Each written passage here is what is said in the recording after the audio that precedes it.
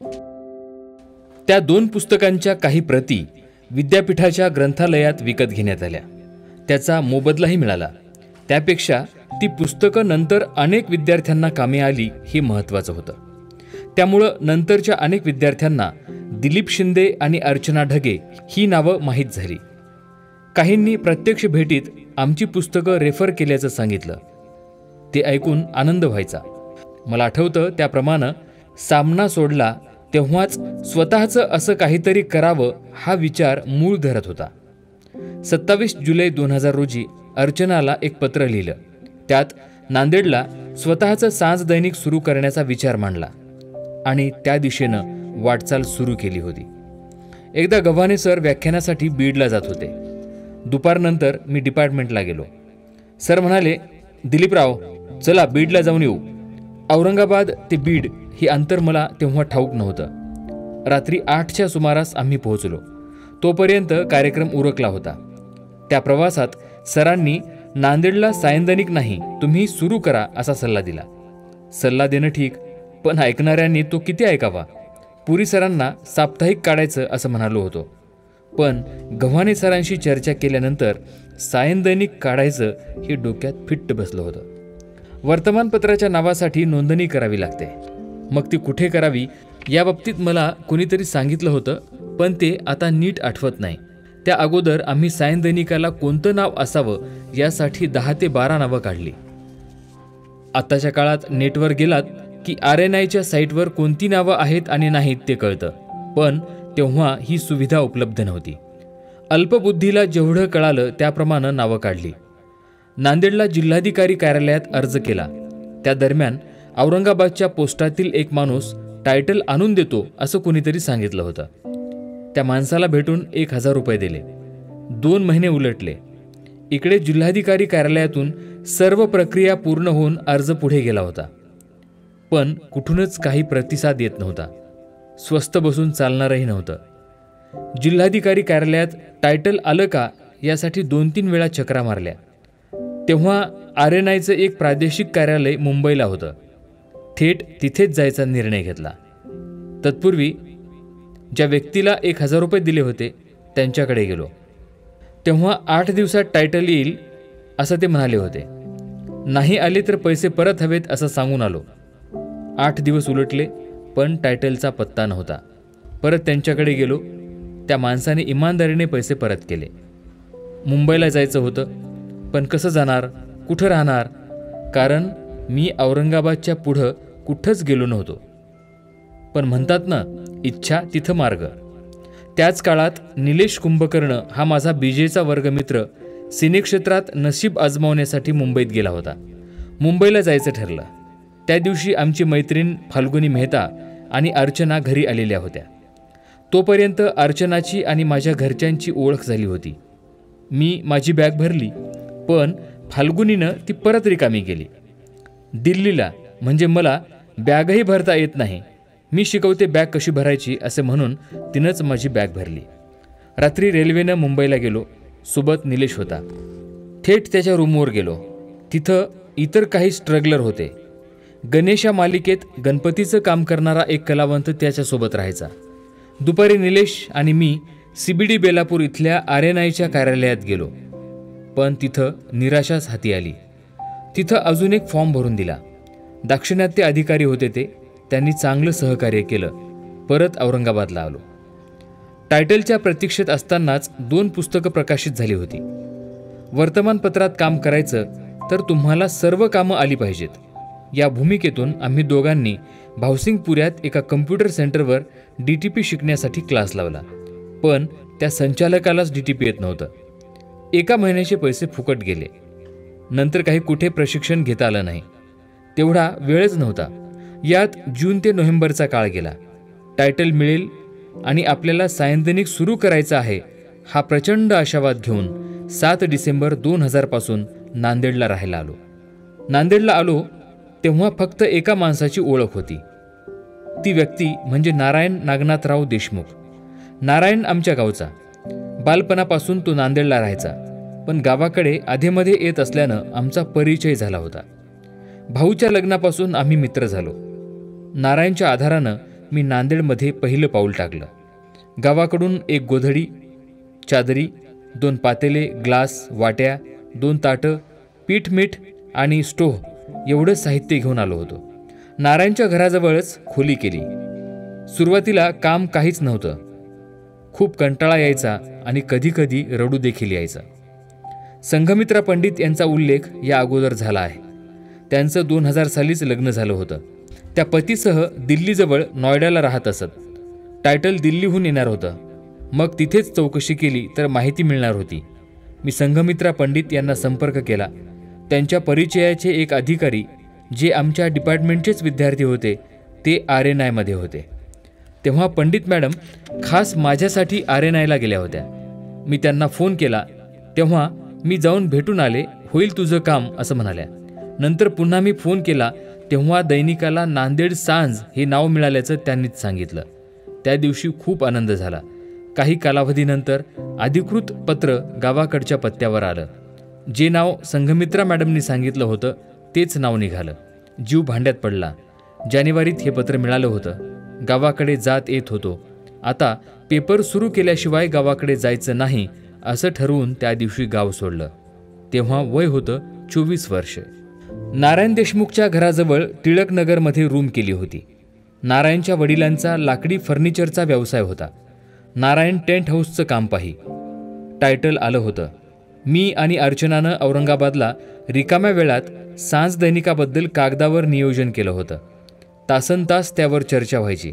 Office कसं असेल, संगणक घ्यायचे, रोज किती अंक छापले तर किती खर्च येणार, विक्रीतून किती रुपये येतील, मग तूट भरून काढण्यासाठी जाहिराती किती लागतील, कर्मचारी, त्यांचे पगार याचा कागदावर आराखडा तयार केला होता. कधीकधी अज्ञानातलं सुख तेवढा वेळ का होईना समाधान देतं. मी नांदेडला राहायला आलो आणि प्रत्यक्षात मैदानात उतरलो तेव्हा वास्तवाची जाणीव होऊ लागली. सुरुवात होती ऑफिस थाटण्यापासून. ऑफिस हे बसस्थानक आणि रेल्वे स्टेशनच्या जवळ पाहिजे होतं. दादऱ्याच्या बाजूला मोदी यांची जागा होती. पण ती कशी मिळणार? त्यासाठी ओळख हवी होती. तेव्हा धोंडू पाटील महापालिकेत बहुतेक नगरसेवक होते. आमचे चुलत मामा व्यंकटराव ओटंबे आणि धोंडू पाटील यांनी पूर्वी ट्रक लाईनमध्ये सोबत काम केल्याचं मामांनी सांगितलं होतं. तू एकदा त्यांना भेट असंही ते म्हणाले होते. ती ओळख घेऊन मी धोंडू पाटलांच्या घरी गेलो. त्यांची बरीच मदत झाली. फलाण्या ठिकाणी जागा आहे पण ओळख नाही असं म्हटल्यावर तुम्ही जा, मी त्यांना जागा द्यायला सांगतो असं त्यांनी म्हटलं. तेव्हा हायसं वाटलं. लगेचच मोदी यांना जाऊन भेटलो. त्यावेळी 700 रुपये भाडं ठरलं. जागा 10 बाय 10ची होती. रिकाम्या वेळात छपाईबाबत शोधाशोध सुरू केली. मेहबूबिया प्रेस, ITI येथील महाजन यांची प्रेस, दैनिक प्रजावाणी, गोदातीर आणि इतर छोट्या मोठ्या प्रेसवर जाऊन छपाईचे दर, प्लेटचे दर, कागद इत्यादी विषयी माहिती घेण्याचं काम सुरू होतं. हा सर्व प्रवास पायी चालत असायचा, कारण तेव्हा माझ्याकडे गाडी नव्हती. आनंदनगर ते जुना मोंढापर्यंतच्या फेऱ्या दिवसातून 1-2दा व्हायच्या, पण तेव्हा काहीच वाटायचं नाही. उलट उत्साह आणि ध्येय घेऊन वाटचाल सुरू होती. मला आजही एखादं काम अशक्य आहे असं म्हणणाऱ्यांचा राग येतो. जोपर्यंत ते काम करून पाहत नाही तोपर्यंत होत नाही असं म्हणू नये असं मला वाटतं. तेवढं पायी फिरायचो, पण कधीच पाय दुखले नाहीत की थकवा आला नाही. ऑफिस घेतलं. आता फर्निचर हवं होतं. नारायणच्या वडिलांनी 2 टेबल बनवून दिले. खुर्च्या विकत घेतल्या. ऑफिसला स्वतःच रंग लावला. दैनिकाचं डिक्लेरेशन करायचं होतं. मालक संपादक मी होतो, पण मुद्रक हवा होता. त्यावेळी प्रजावाणीचे प्रकाशक गोवर्धन बियानी मुद्रकाचं घोषणापत्र देतो म्हणाले, कारण छपाई प्रजावाणीच्या ऑफसेट मशीनवर करायचं ठरलं होतं. बोलल्याप्रमाणे त्यांनी घोषणापत्र दिलंही, पण त्यासाठी त्यांना निवासी उपजिल्हाधिकाऱ्यांकडे येऊन सही करावी लागत होती. ज्या दिवशी सही करायची होती त्या दिवशी ते दिवसभर आलेच नाहीत. मी सकाळी 11 वाजल्यापासून कलेक्टर ऑफिससमोरील हिरवळीवर बसून त्यांची दिवसभर वाट पाहिली. दुसऱ्या दिवशी त्यांना परत जाऊन भेटलो. विनंती केली. आज नक्की येतो असं ते म्हणाले. त्या दिवशी 2-3 तास वाट पाहिल्यानंतर ते आले. खरं तर यात त्यांचा काही दोषही नव्हता, कारण माझं अस्तित्व त्यावेळी काहीच नव्हतं. श्री फुलारी हे तेव्हा निवासी उपजिल्हाधिकारी होते. एक काम हातावेगळं करणं सुरू होतं. या काळात माझं आणि अर्चनाचं फोनवरून बोलणं होत असे. तिचं MJ सुरू होतं. 2001चा मार्च उजाडला. जसं ऑफिसचं काम होत आलं तसं आता कम्प्युटर घेणं गरजेचं होतं. 50,000च्या जवळपास त्याची किंमत होती. ते घेणं मला परवडणारं नव्हतं. ज्याचं कम्प्युटर आहे व ज्याला मराठी DTP जमतं असा माणूस शोधू लागलो. गणेशनगरला पवार टेंट हाऊसजवळ असा एक जण सापडला. त्याला विचारलं तर तो म्हणाला, भाऊजीला विचारतो. भाऊजी म्हणेल तसंच तो ऐकायचा. मारुती कोरणापल्ले असं त्याचं नाव होतं. हां हूं करीत तो तयार झाला. पण माझ्याकडेच पेपर तयार करू असं म्हणून तो आडून बसला. त्याच्या विनवण्या सुरू झाल्या. त्याचे भाऊजी दिवसा नोकरीला जात. मग त्यांना भेटायला रात्री त्यांच्या घरी जावं लागायचं. दैनिकाचा लोगो त्याच्याकडेच बसून तयार केला. शेवटी कॉम्प्युटरचा किराया त्याचा वेगळा पगार ठरवून काम माझ्या ऑफिसमध्येच बसून करायचं असं ठरलं. हे आज सांगताना सोपं जरी वाटत असलं मात्र तेव्हा क्षणाक्षणाला यातना भोगल्या. ते प्रसंग, तो तणाव शब्दात वर्णन करणं शक्य नाही. एवढं सुरू असताना खिशात मात्र कवडी नव्हती आणि मी मात्र दैनिक काढायला निघालो होतो. पण एक होतं ते म्हणजे दुर्दम्य इच्छाशक्ती. पेपर काढायला तर पैसा हवा, तो आणायचा कुठून? खूप पैसे लागतात किंवा पेपर काढणं आपल्यासारख्यांचं काम नव्हे वगैरे संकुचित प्रश्न मनाला कधीच शिवले नाहीत. पण पैसे तर हवे होते. मग काय करायचं? आमचं लग्न झालं नव्हतं, पण दोघात भागीदारीत पेपर काढायला काय हरकत होती? संगे सर, पुरी सरांनी याची तजवीज करून ठेवली. अर्चनाच्या वडिलांना हे दोघं पेपर काढायचं म्हणतात, तुम्ही करा काही मदत असं सांगितलं होतं. पूर्वकल्पना असल्यानं अर्चनाच्या वडिलांनी 40,000 रुपये तिच्या बँक खात्यावर पाठवले. तेव्हा माझं खातंच नव्हतं.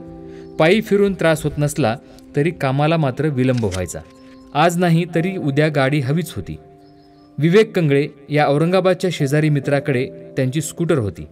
मी ती चालवायला शिकावी यासाठी त्यांनी 1-2 वेळा प्रयत्न केला, पण मला मात्र खूप भीती वाटायची. एके दिवशी विवेकला म्हटलं, मला स्कूटर घ्यायची. विवेकनं पहिला प्रश्न केला, पैसे कुठे आहेत? मी आहेत असं म्हणून वेळ मारून नेली. 7 हिल ते MGM रस्त्यावर जुनी दुचाकी वाहनं मिळायची. तिथं बजाज FE सुपर मॉडेल विकत घेतलं. MH20-0922 हा त्याचा क्रमांक होता. स्कूटर घेतल्यावर सर्व्हिसिंगसाठी बजरंग चौकात नेलं. स्कूटर तेव्हा विवेकच चालवत होता, पण सर्व्हिसिंगला वेळ होता. दुपारनंतर गाडी घेऊन जा असं सांगितल्यावर आम्ही घरी परत आलो. संध्याकाळी मात्र मी ते स्कूटर एकटा घेऊन विद्यापीठात गेलो. त्या अगोदर आशा देशपांडे मॅडमची लुना एकदाच चालवली होती. अर्चनाची वर्गमैत्रीण विद्या निकम हिनं तिच्या घरी मशरूमचा प्रोजेक्ट केला होता. तो पाहायला तेव्हा गेलो होतो. तेव्हा लुना चालवली होती. दुसरी गाडी चालवण्याचा किस्सा भारी आहे. एकदा विद्याभाऊ सदावर्ते गेस्ट लेक्चरर म्हणून आमच्या डिपार्टमेंटला आले होते. क्लासनंतर मी, विद्याभाऊ आणि गव्हाणे सर डिपार्टमेंटच्या पोर्चमध्ये बोलत थांबलो होतो. थोड्या वेळानं गव्हाणे सर म्हणाले, दिलीपराव, भाऊंना सांजवार्तापर्यंत सोडून येता काय? मी कसलाही विचार न करता हो म्हणालो. सरांची कायनेटिक होंडा ही गाडी होती. चावी घेतली, उभे राहूनच किक मारली, एक्सलेटर वाढवलं आणि गाडी भरर करून पुढे पळाली. आणि मी गाडीसोबत पळू लागलो. हँडल हातात घट्ट होतं म्हणून ठीक झालं. तरी गव्हाणे सर म्हणाले, दिलीपराव जमते ना गाडी? आता नाही कसं म्हणणार.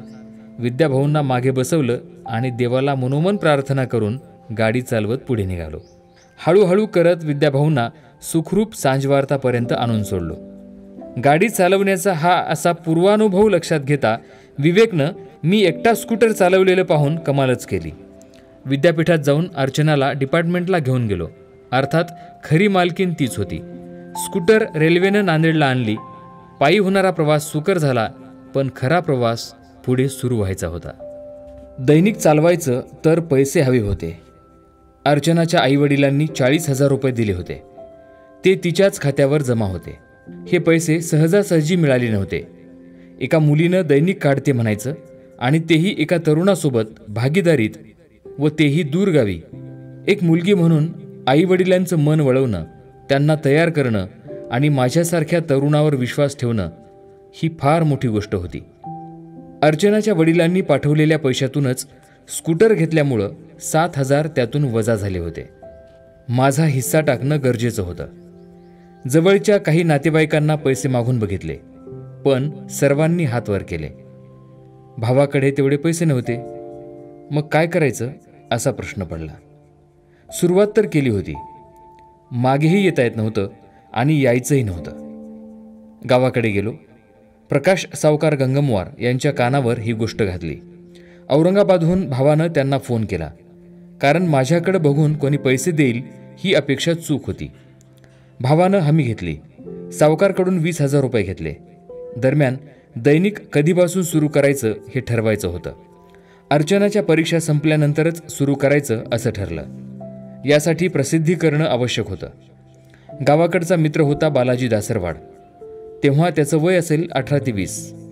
तो उत्तम पेंटर आणि शिल्पकार आहे. मी त्यांना दाजी म्हणतो. पेंटरला बोलावून घेतलं आणि शहरात जागोजागी भिंती रंगवू लागलो. तुप्प्यापासून ते इकडे पूर्णा रोडपर्यंत.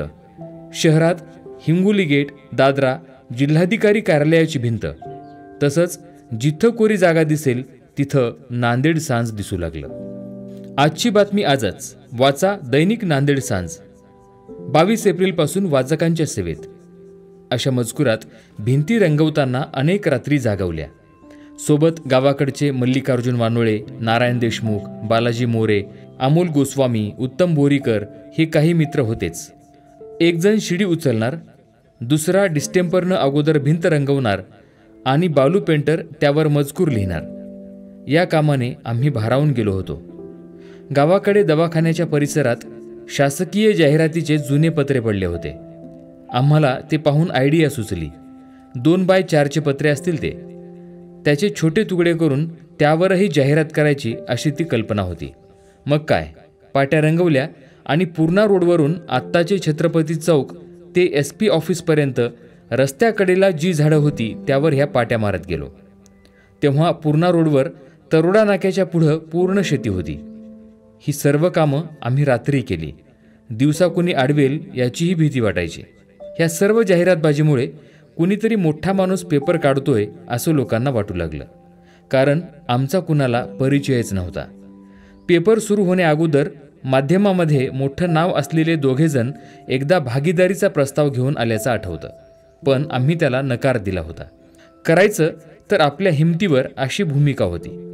बालाजी पेंटरनं कार्यालयाचा बोर्डही गावाकडूनच तयार करून आणला होता. 22 एप्रिल 2001 ही दैनिकाच्या प्रकाशनाची तारीख ठरली. कोणताही शुभमुहूर्त नव्हता.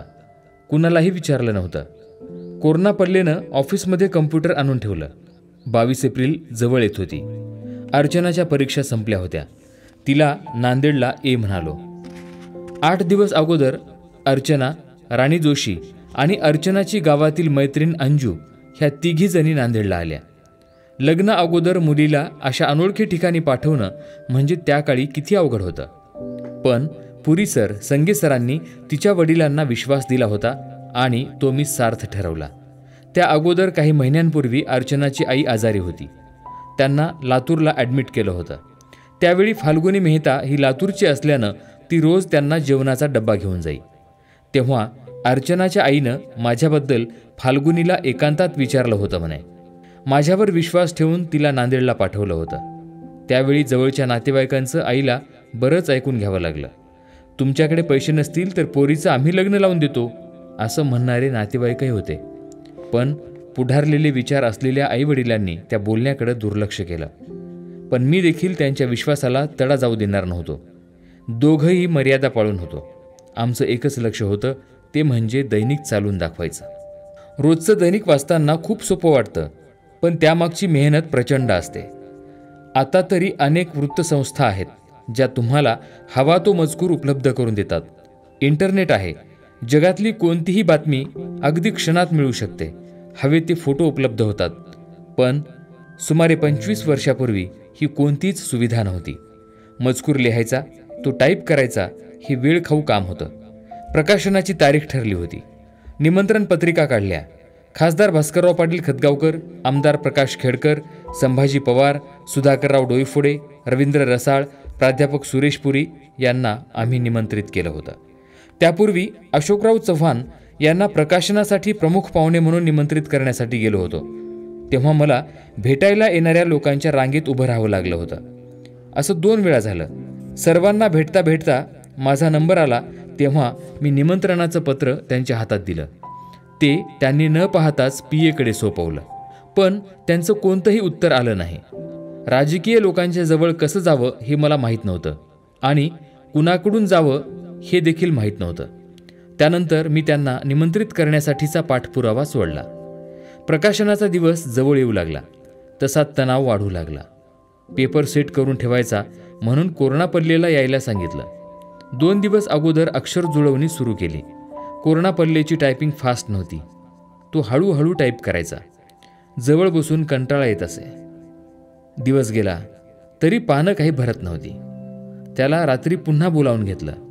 पण थोड्या वेळानंतर कोरोनापल्ले टाईप करता करताच डुलक्या खाऊ लागला.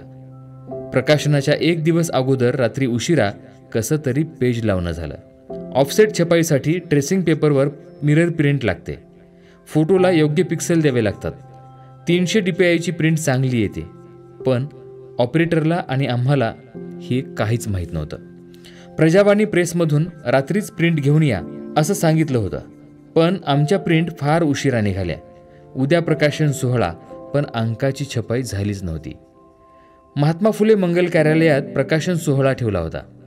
मित्र नारायण देशमुख आणि आशिष नेरलकर यांची समान व्यवसायामुळं ओळख होती. त्यातून कमी पैशात हॉल उपलब्ध झाला होता. बाहेर गावून आलेल्या पाहुण्यांना चहा पाणी झालं पाहिजे म्हणून नारायणनं ओळखीच्या आचार्याकडून नाश्ता तयार करून घेतला होता. कमीत कमी पैशात चांगल्यात चांगलं कसं होईल यावर आमचा भर होता. भडकपणा दिखाऊपणा याला आमच्याजवळ थारा नव्हता. हॉलची संपूर्ण जबाबदारी नारायणवर होती. सकाळी प्रजावाणीत गेलो. तिथं कोणीच नव्हतं. सुरेश बियाणी तेवढे आले होते. त्यांनी त्यांच्या ऑपरेटरला बोलावून घेतलं. सुमारे 11 वाजले असतील. बहुतेक बावगे होतं नाव त्यांचं. त्यांच्या हातात ट्रेसिंग देताच अशी प्रिंट असते का? सगळंच काळं येईल. छापायचं की कसं करायचं असं म्हणून ते माझ्याकडे शंकेने बघू लागले. प्रचंड ताण आणि राग येऊ लागला. आता जे आहे ते छापून घ्यावं लागणार होतं. दुपारचे 12 वाजत आले होते. अंक कसाबसा छापून झाला. अंकावरच्या सर्व फोटो काळ्या आल्या होत्या. जाहिरातीतले फोटोही ओळखू येत नव्हते. न्यूज प्रिंट डल होती. तिकडे कार्यक्रमाची तयारी सुरू होती आणि इकडे संपादक मात्र प्रेसमधून अंकाचे गठ्ठे घेऊन कार्यक्रमाकडे निघाला होता.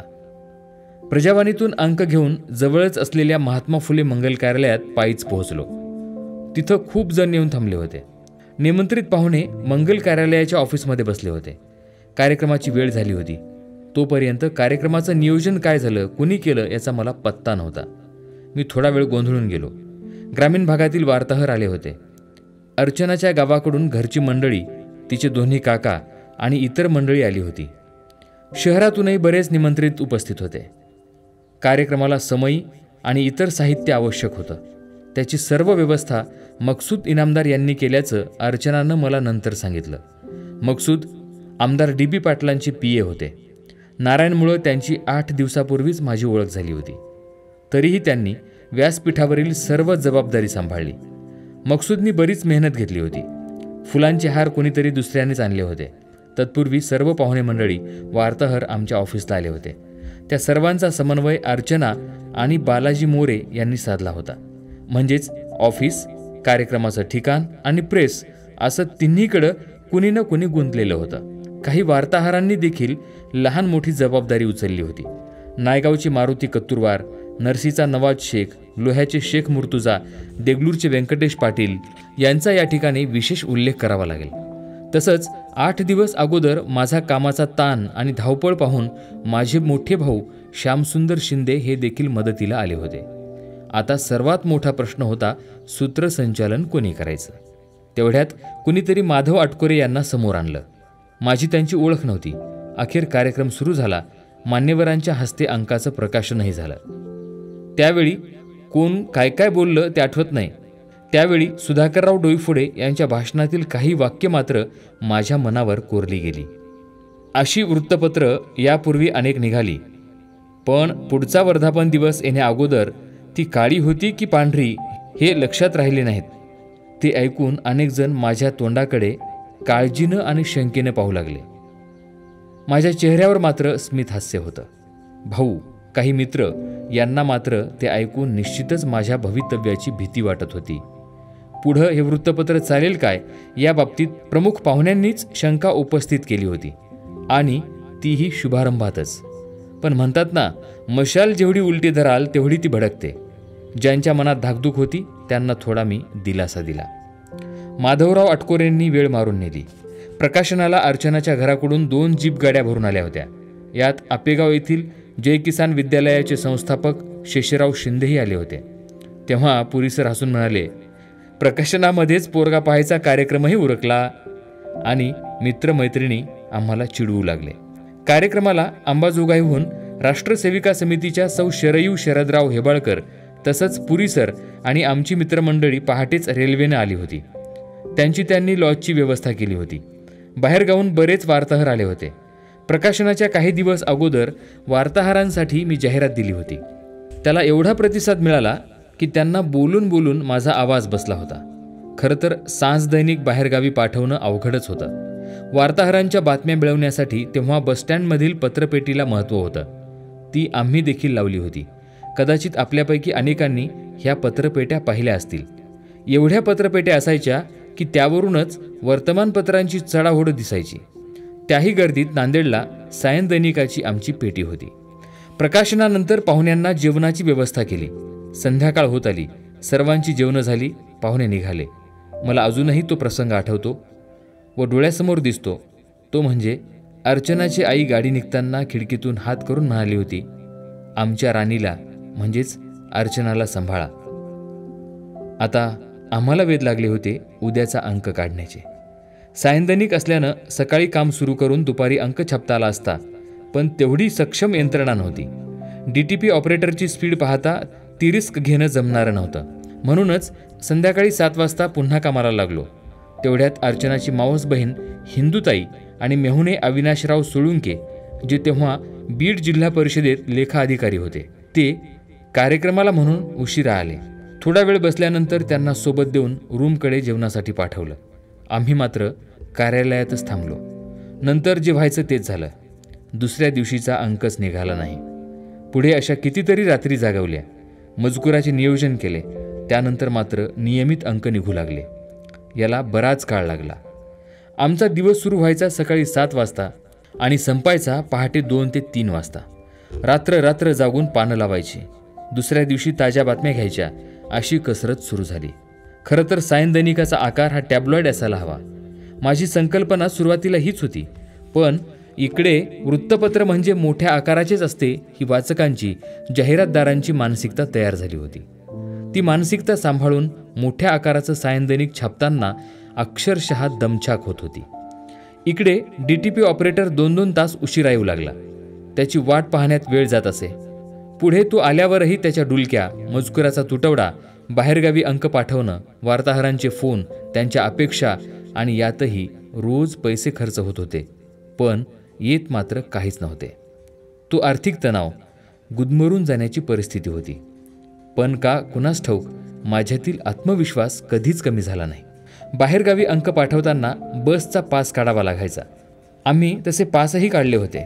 पण बसने सायन दैनिकाचे अंक पाठवणे सोयीचे नव्हते. कोणती बस वेळेच्या अगोदर निघून जायची, तर कधी खूप उशिरा यायची. कधी आमच्यामुळं तर कधी प्रेसवाल्यामुळं अंक त्या गावी पोहोचायचेच नाहीत. बसमध्ये अंक टाकायचा बालाजी मोरे. तो तेव्हा नुकतीच 10वीची परीक्षा देऊन आला होता. लोहगावला त्याचे वडील प्राथमिक आरोग्य केंद्रात कर्मचारी होते. बालाजी एकुलता एक, पण आमच्या सोबत आला होता. बाल्या माझ्या खूप शिव्या खायचा. त्याच्यावर खूप ओरडायचो, पण तो हसायचाच. हिंग, आता मी काय करू असं म्हणून त्याची हसायची सवय होती. त्याचं ते हसणं पाहून तणावाखाली असलेल्या आम्हा सर्वांनाच हसू येई. सुरुवातीला काही दिवस अंक नियमित झाला नाही. प्रजावाणीत काही दिवस अंक छापत होतो. काही शुभेच्छा जाहिराती छापल्या होत्या, त्याचे थोडेफार पैसे येत. प्रारंभी काही वर्गणीदार केले. एकदम वर्षभराची वर्गणी कोणी देणार नव्हतं, म्हणून 1 महिन्याचे 30 रुपयेच घेतले. कारण वर्षभर अंक घरपोच देणं नाही झालं तर अविश्वास निर्माण झाला असता. नांदेड शहरात आणि ग्रामीण भागातील वार्ताहरांनी वर्गणीदार तयार केले होते. रोजचा खर्च आणि पैशांची आवक याचा ताळमेळ बसत नव्हता. 4 पानी मोठ्या आकाराचं सांज दैनिक वेळेत छापून यायला फार अडचण जाऊ लागली. ग्रामीण भागातील अंकही वेळेत पोहोचत नव्हते. त्यामुळं वार्ताहर नाराज होऊ लागले. शहरात फक्त वर्गणीदारांचाच अंक जात होता. ते टाकायला रात्र व्हायची. यावर तोडगा काढणं आवश्यक होतं. त्याच काळात आमचे गावचे विजय शेटकर नांदेडला राहत. तेव्हा डाटा फिडिंगची कामं करण्यासाठी त्यांनी संगणक घेतला होता. तुरळक कामं मिळायची. तेव्हा त्यांचाही संगणक भाड्यानं घ्यायचं ठरलं. सुरुवातीला आम्ही प्रिंटर तेवढं विकत घेतलं होतं. संगणक घेण्याची ऐपत नव्हती. तेव्हा प्रिंटर 19,000 रुपये किमतीचं होतं. श्री बोधनकर यांच्या ITI येथील BBC कॉम्प्युटर्समधून ते विकत घेतलं होतं. त्यांना फक्त 10,000 रुपये दिले होते. बाकीचे पैसे पेपर सुरू झाला की देतो असं त्यांना आश्वासन दिलं होतं. पण बरेच दिवस बोधनकरांनी पैशासाठी चक्रा मारल्या. शेवटी त्यांनी वसुलीसाठी एक सरदारजीच पाठवला होता. त्याही वेळेस तेवढ्याच हिमतीनं त्या प्रसंगाचा आम्ही सामना केला. एकदा बोधनकर आणि ते सरदारजी दोघेही एकत्र आले होते. त्यांना वास्तव परिस्थितीची जाणीव झाली की काय माहीत नाही, पण नंतर सरदारजी वसुलीला आले नाहीत. बोधनकर यांनाच थोडे थोडे करून पैसे दिले. पुढे आमचे संबंध कायम राहिले. आजही बोधनकर यांचे BBC ITIला आहे. दिसलो की आमचा नमस्कार होतोच. शेटकर यांचं कम्प्युटर आणलं की कोरनापल्ले आता मी काम करत नाही असं म्हणायला लागला. यावर नवीनच प्रश्न निर्माण झाला. कोरनापल्ले एके दिवशी गेलाच. नवीन शोधाशोध सुरू झाली. संदेश नावंदर नावाचा एक DTP ऑपरेटर ठेवला. संदेशची स्पीड चांगली होती. तो नम्रही होता. थोडं काम सुरळीत झालं की शेटकरही मला आता परवडत नाही असं म्हणू लागले. आता काहीतरी चांगला बंदोबस्त करणं गरजेचं होतं. स्वतःचे संगणक खरेदी करणं शक्य नव्हतं. संदेशनेच एक मार्ग दाखवला. मिलिंद कुरुडे यांच्याकडे संगणक होते. ते भाड्यानं द्यायचे. त्यांचे 2 संगणक भाड्याने घेतले. संदेश नावंदर यांच्यासोबतच राजू नावाचा एक DTP ऑपरेटर भेटला. राजूचं वसंतनगरला मुलींच्या वसतिगृहाजवळ जॉब वर्कचं दुकान होतं. तो वेळेचा पक्का होता. 1 मिनिट इकडे तिकडे होऊ द्यायचा नाही. आता अंक दुपारी वेळेत तयार होऊ लागला. पण आणखी एक नवीन संकट समोर होतंच. अंक प्रजावाणीत छापणं परवडत नाही म्हणून लिथो प्रेसवर अंक छापू लागलो. ही प्रेस केळी मार्केटच्या समोर साईनगरमध्ये होती. तेव्हा तिकडे एवढी घाण असायची की सांगता सोय नाही. रस्त्यावर चिखल असायचा. तशाही परिस्थितीत मी स्कूटरवर जाऊन अंक छापून आणत असे. सकाळी 11च्या सुमारास बालाजी आतली पानं द्यायचा. पहिलं आणि शेवटचं पान दुपारी 2 वाजता जाई. कधी 4 तर कधी 5 वाजता अंक छापून येत असे. आम्ही अंक बाहेरून छापतोय हे समजल्यावर गोवर्धन बियाणी यांनी मुद्रकाचं डिक्लेरेशन रद्द करण्यासाठी जिल्हाधिकारी कार्यालयात पत्र दिलं. तिकडून आम्हाला पत्र आलं. दुसरं घोषणापत्र देईपर्यंत अंक छापू नये अशी सूचना होती. झालं. 2 दिवस पुन्हा अंक बंद. बियाणी यांचाही काही दोष नव्हता. ज्यांचं मुद्रक म्हणून घोषणापत्र आहे त्यांच्यावर देखील दैनिकातील मजकुराची कायदेशीर जबाबदारी असते. लिथोप्रेसचे मालक रऊफ भाई यांच्या वडिलांना भेटलो. ते तयार झाले आणि आम्ही नवीन घोषणापत्र सादर केलं. आता अंक नियमित निघू लागला. पण पैशांची चणचण मात्र भासू लागली. दिवसभर काम करायचं, जुळवाजुळव करायची. दुसऱ्या बाजूला पैशाचं काय करायचं हाही प्रश्न असायचा. जाहिराती जवळपास नव्हत्याच. ज्या भेटत त्यासाठी 10 चक्रा माराव्या लागत. अशातही वाचकांना वाचनीय मजकूर देण्यासाठी धडपडत होतो. त्याच काळात प्रल्हाद लोहेकर संपादकीय कामासाठी आमच्यासोबत जोडले गेले. पूर्वी त्यांच्या काकांच्या साप्ताहिकात लेखन केल्याचं त्यांनी मुलाखतीत सांगितलं होतं. जवळपास दैनिकात काम करण्याची त्यांची सुरुवात आमच्याकडेच झाली. लोहेकरचं आणि बालाजी मोरेचं छान जमायचं. अल्ताफ अहमद यांनीही काही काळ काम केलं. त्यांनी लावलेल्या एका बातमीमुळं संघपरिवार आमच्यावर नाराज झाला. 1.5-2 महिने उलटले असतील. थोडक्यात गाडी वळणावर येत होती. नवा दिवस नवीन अनुभव देत होता. संकटे येणारच हे गृहीत धरल्यामुळं फार त्रास व्हायचा नाही. बसस्टँडला गठ्ठे टाकायला एकदा मी बालूसोबत गेलो होतो. तेव्हा एक पत्रकार मित्र भेटले. बोलता बोलताच 2 महिन्याच्या वर तुमचं सांस दैनिक चालणार नाही, बॉन्डवर लिहून देतो असं ते म्हणाले.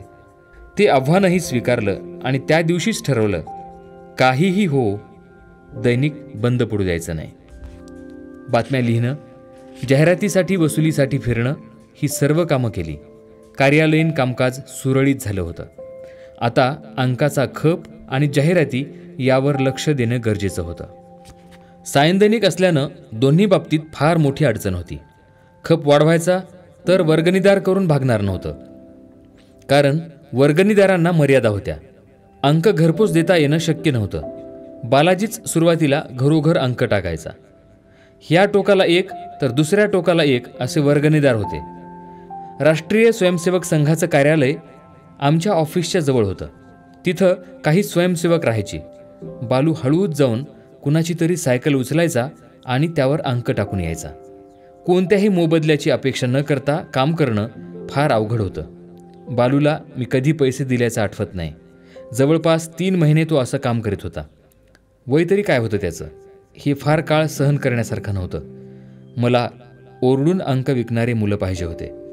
यासाठी खूप प्रयत्न केले. मोठे दादा सुरुवातीला गरीब वस्तीत जाऊन मुलं भेटतात का पाहायचे. 1-2 मुलं यायचे, ते अंक विकायची तयारी दाखवत, पण दुसऱ्या दिवशी मात्र गायब होत. असं 4-5 वेळा झालं. मुलं काही भेटत नव्हती. औरंगाबादला चौकात अशी मुलं दिसायची. नांदेडला का भेटत नसतील असं वाटायचं. त्याचं कारण असं होतं की नांदेडला कामासाठी येणाऱ्यांची संख्या खूप कमी आहे. इथं कारखानदारी नाही. जे लोक आहेत ते स्थानिक आहेत, दुसरे कर्मचारी आहेत आणि तिसरे आहेत ज्यांचे मायबाप कमावणारे आहेत. त्यामुळं मुलांनी पेपर विकण्यासारखं काम करावं अशी जगण्याची स्पर्धा नांदेडमध्ये नव्हती आणि अजूनही नाही. त्यामुळं पेपर विकायला मुलं भेटत नव्हती आणि तोच आमच्या सायंदैनिकाच्या वाढीचा आधार होता.